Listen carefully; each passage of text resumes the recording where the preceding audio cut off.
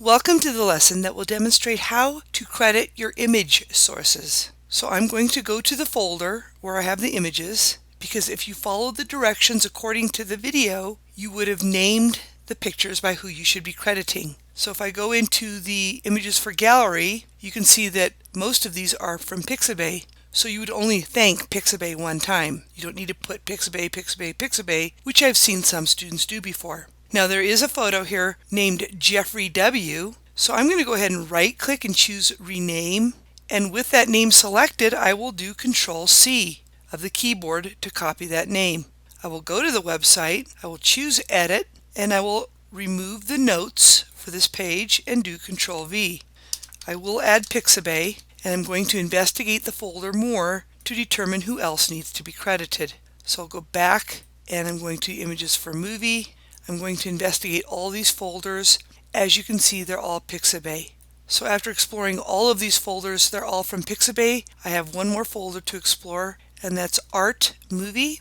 And I made the mistake of not naming the Art 1 picture here by the artist that I should be crediting. So I'm going to show you a little trick. You're going to see why it's important that you should have named these images from the beginning. You also could have been crediting the sources as you go. Many students might grab an image and immediately add it to the thank you page, which is also very responsible. However, if you're that student that forgot to rename the image by who you should be crediting, you need to go to Google. Make sure you're either using Firefox or Chrome, because it works in these browsers. So I'm going to go ahead and choose images. So with that image search ready, I'll go ahead and move this to the side, and you could drag that image and drop it, and it will bring up all the pages that have that image. By the way, this is an easy way for someone to determine if you're using their image. So you definitely don't want to be breaking copyright laws. There have been cases where people have been sued for money for using images without getting permission.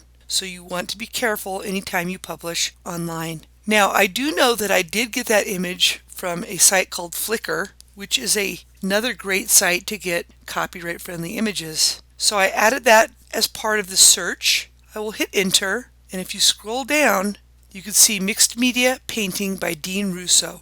So you scroll down and you can see what the permissions are. Some rights are reserved. You might want to double check, make sure you're not breaking copyright laws. So as you can see, they say that attribution, you must give appropriate credit. So we are definitely going to be crediting Dean Russo. So I'm going to show you something. If I copy Dean Russo, Control C, and I go to the thank you page and I go to add it, now I'm going to alphabetize this. If I paste it, you see that I've lost formatting. So I'm going to do Control Z.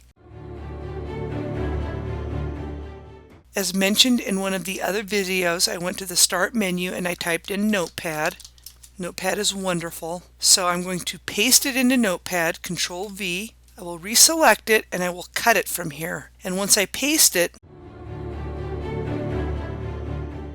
Notepad is kind of like a purifier, because often when you copy and paste from different applications, you lose that formatting feature. So you don't want to lose the formatting because you want the font to stay consistent. This concludes the lesson on how to cite your image sources. Until next time, you have a wonderful day.